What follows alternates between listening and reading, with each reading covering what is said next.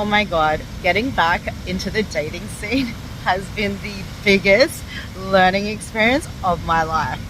But have a look at this.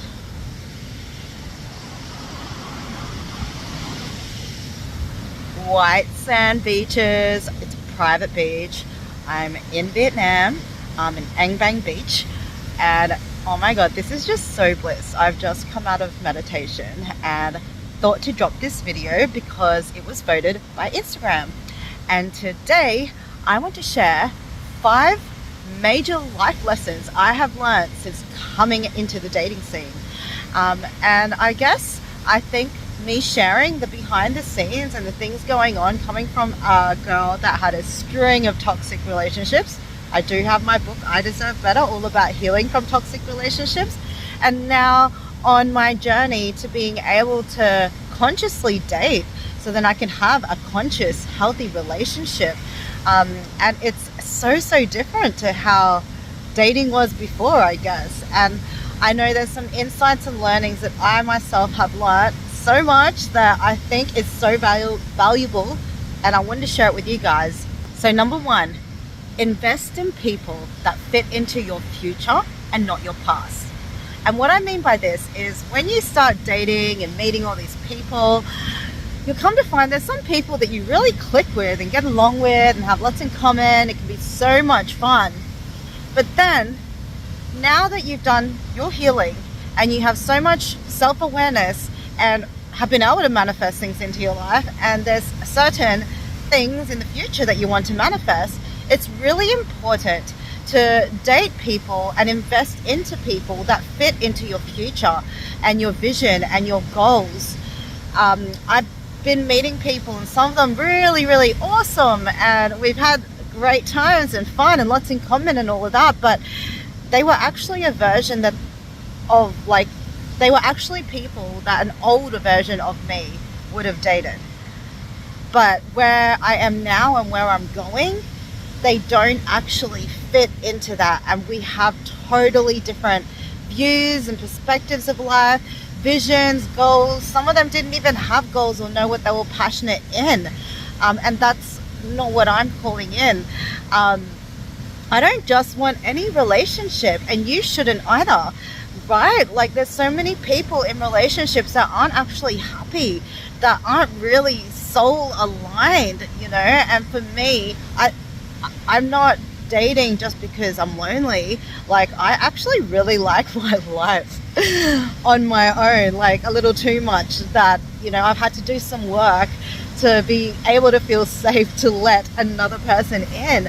But in saying that, it's super important to have in your mind what it is that you want your future and your vision to be, and what kind of relationship and goals that you would have and things you want to experience together, and invest into the people that align with your future, not people that align with your past.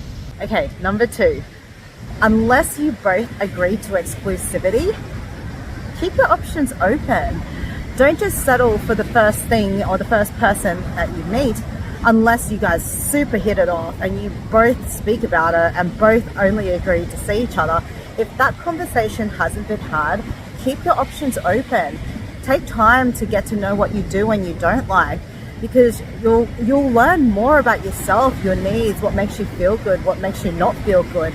And you learn so much more, not only about other people as well, but of yourself, the more you get out and about. Don't put all your eggs in one basket and invest only into one person, especially if they're not exclusively seeing you, right? You could really leave yourself open to getting hurt and disappointed if you're putting all your eggs in one basket and they haven't even said that this is exclusive. They could be seeing all these other people, or you're not even like high up on their list of priorities, right? Number 3, just because someone doesn't bring danger or drama doesn't mean that it's necessarily safe. So I'm saying this because of my background of a lot of abuse, mental, physical, emotional abuse.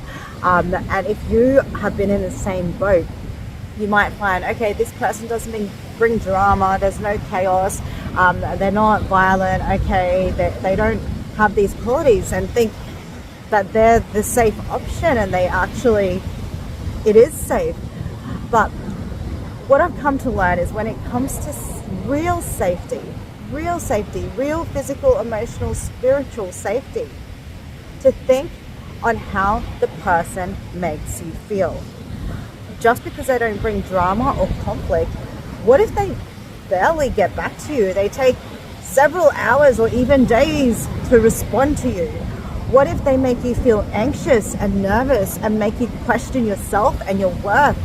And what if they make you feel less than, like you're not worthy, even though they don't bring conflict or tension, or maybe they don't say anything that's necessarily negative or do anything that's physically deemed as dangerous or toxic? Real safety lies in how you feel. So do you feel safe?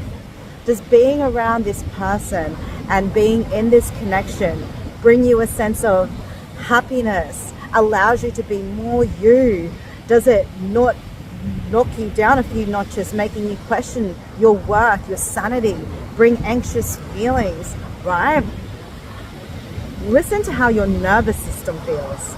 You want someone that brings calmness to your nervous systems, not these crazy butterflies, because trust me, those crazy butterflies, from my experience, I've had them before, is like our traumas, our energetic traumas, like making love and getting excited. It's the best way I can explain it. So in saying that, just because someone isn't dangerous doesn't mean it's necessarily safe.